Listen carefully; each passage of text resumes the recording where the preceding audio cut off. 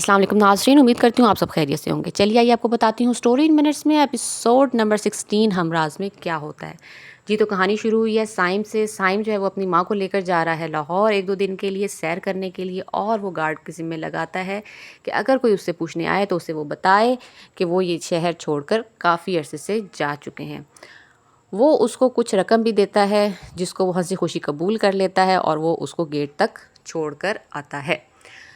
उनके जाने के बाद अहमद सारा के बाप के साथ जो है वो साइम के घर आता है, जहाँ उसको गार्ड नज़र आता है और गार्ड से वो पूछते हैं तो गार्ड उन्हें बताता है कि 1.5 महीना हो चुका है वो यहाँ से जा चुके हैं।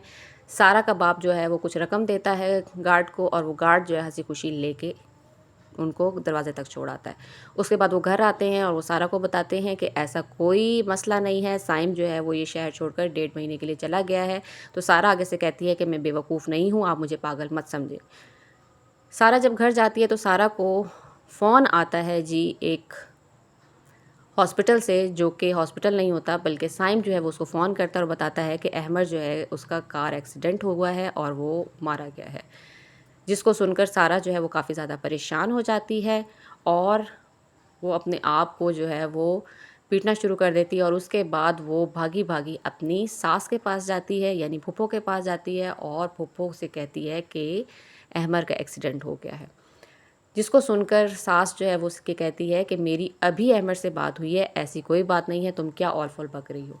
उसके बाद वो अहमद को फ़ोन करती है, अहमद फ़ोन उठाता है और बात करता है, जिस पर जो है उसकी माँ उसे कहती है कि सारा जो है वो उलट-पटांग बातें कर रही है, वो मुझे बता रही है कि ये उसके साथ मसला हुआ है। ये बातें सुनकर अहमद जो है वो काफ़ी ज़्यादा परेशान होता है और थोड़ा गुस्से में भी आ जाता है।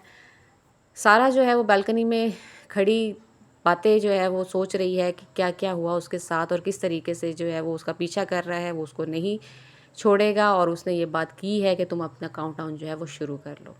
अहमद जब घर आता है, घर आकर वो अपनी माँ को कहता है, जैसे आप मुझसे प्यार करती हैं इसी तरह मैं सारा से प्यार करता हूँ। आपको मुझ पर यकीन है कि मैं कोई कत्ल नहीं कर सकता, इसी तरह मुझे भी यकीन है कि सारा कोई कत्ल नहीं करेगी। उसके बाद साइम जो है वो आता है और आकर साबरा से पूछता है। साबरा जो है बातों-बातों में उसे कहती है कि उसे यकीन नहीं है कि सारा ने कत्ल किया है। उस पर वो कहता है कि तुम लोगों ने अगर काम नहीं करना तो तुम लोग बेशक छोड़ दो, ये काम मैं खुद ही कर लूँगा। उसके बाद साइम जो है वो तस्वीरें रख के बैठा होता है सारा अहमद की, और उसके चाकू से जो है उनको काट डालता है और उसे कहता है कि मैं तुम्हें मार डालूँगा।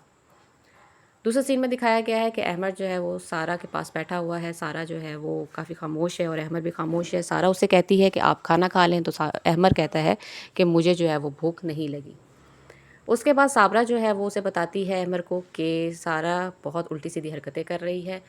नेक्स्ट सीन में दिखाया गया है कि दोबारा उसको फ़ोन आता है साइम को, और वो फिर बाहर निकल जाता है। लास्ट सीन में दिखाया गया है कि अहमद जो है वो सारा को कहता है कि तुम्हारी ज़हनी हालत बिल्कुल ठीक नहीं है, पहले मैंने तुम्हारी बात मानी है, अब तुम मेरी बात मान लो।